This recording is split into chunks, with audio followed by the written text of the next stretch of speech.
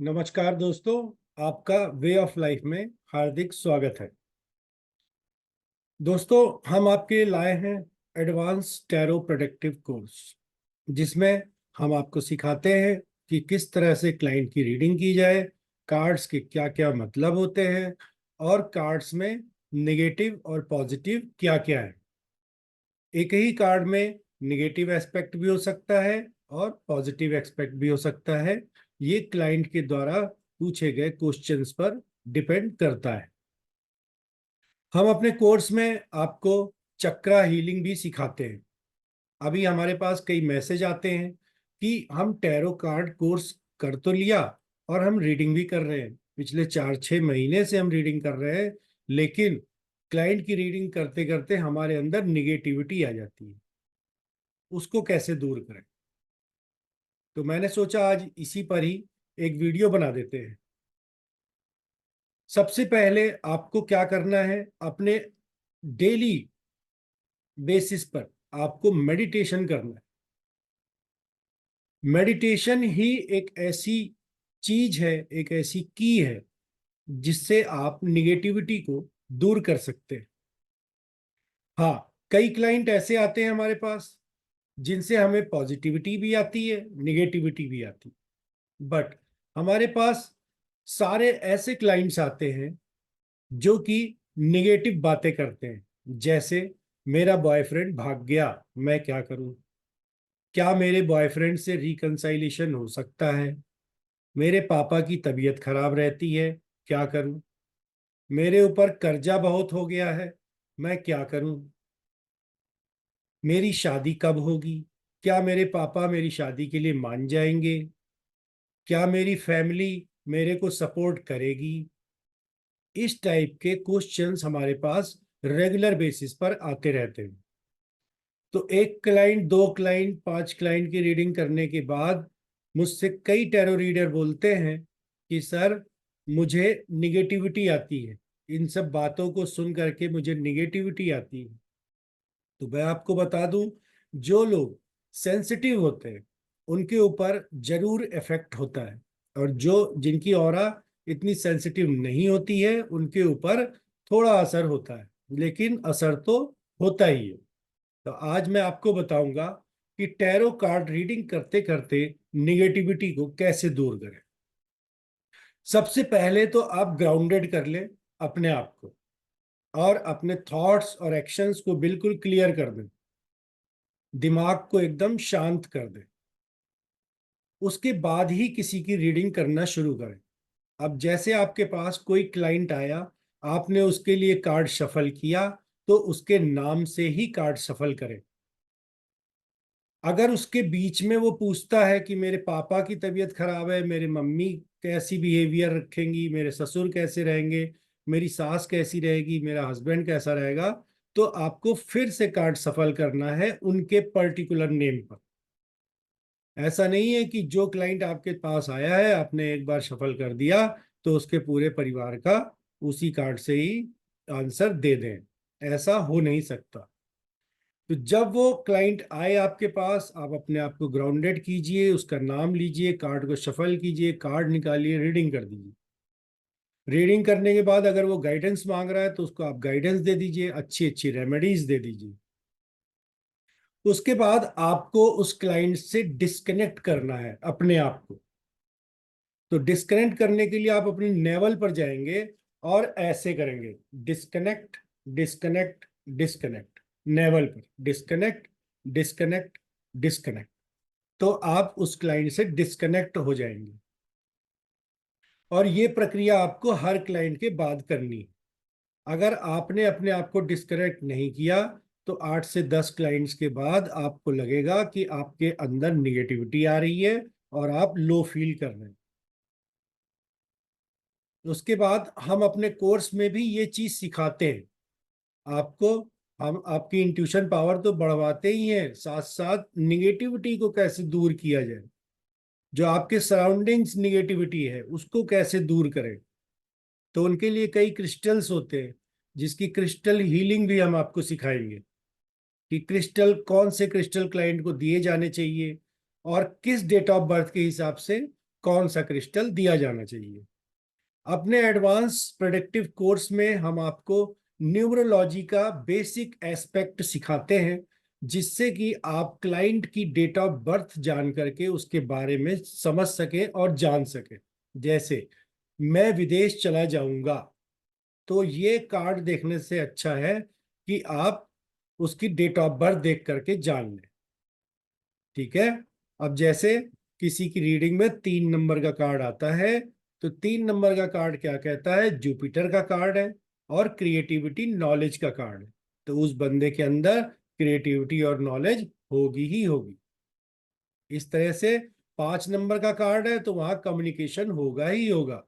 6 number का card है तो वहां पर लग्जरी होगी ही होगी। द डेविल का कार्ड 6 नंबर का कार्ड है, तो वहां पर लग्जरी है, उसकी लाइफ में लग्जरी है द डेविल में। लेकिन लग्जरी कैसी है, गलत कामों से कमाई गई। क्योंकि उस डेविल को पता है कि क्या सही है और क्या गलत है, लेकिन वो करता हमेशा गलत ही है ना। तो इस तरीके के हम आपको सिखाते हैं कि न्यूमरोलॉजी से कैसे हम प्रेडिक्शन करें, न्यूमरोलॉजी से कैसे हम क्लाइंट को बताएं। मेन हमारा लक्ष्य होना चाहिए कि क्लाइंट अगर आपके पास आता है तो वो आपसे सेटिस्फाई होकर के जाना चाहिए। अगर आपने अपने क्लाइंट को एक बार सेटिस्फाई कर दिया तो वो हर क्वेश्चन के लिए बार बार आपके पास आएगा। और अगर आपने एक भी बार गलत रीडिंग कर दी बिना भगवान को याद किए हुए, तो वो क्लाइंट फिर दोबारा आपके पास कभी भी नहीं आएंगे। तो सबसे पहले आपको ग्राउंडेड होना है, निगेटिविटी हटानी है, फिर कार्ड की रीडिंग करनी है, क्लाइंट को सेटिस्फाई कर देना है। और क्लाइंट का कोई भी क्वेश्चन हो, एकदम शांति पूर्वक आपको जवाब देना है। हम अपने कोर्स में आपको चक्रा बैलेंसिंग भी सिखाते हैं, क्रिस्टल्स भी सिखाते हैं।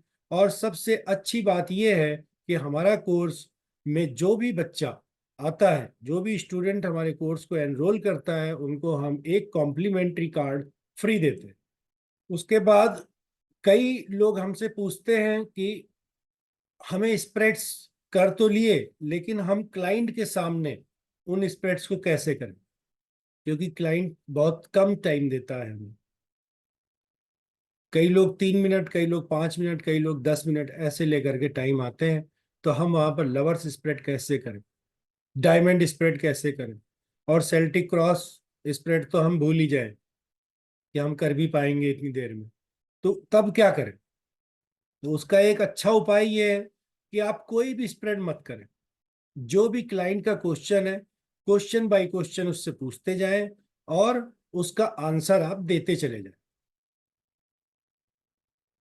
जैसे अगर उसने पूछा कि क्या मेरे एक्स से मेरा रिकंसाइलेशन हो जाएगा, तो सबसे पहले आप एनर्जी निकालो उसके एक्स की और उसकी, बता दो कि ये एनर्जी आई है। उसके बाद आप इशू निकालो, इन दोनों का क्या इशू था। उसके बाद आप उनको फाइनल आउटकम बता करके गाइडेंस दे सकते हो।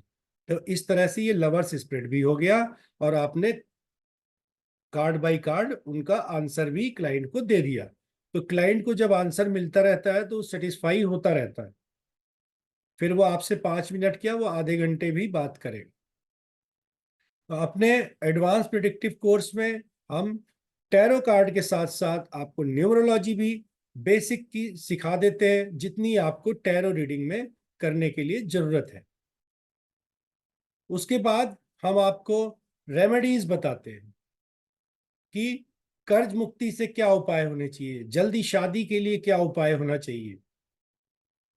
रेमेडीज प्लैनेट्स वाइज तो हम देते ही देते हैं, प्लस प्लैनेट्स के हिसाब से कौन सा रत्न पहनना चाहिए, कौन सा ब्रेसलेट पहनना चाहिए, क्या क्या करना चाहिए, वो भी हम आपको बताते हैं। मींस एडवांस रेमेडीज भी हम आपको बताते हैं।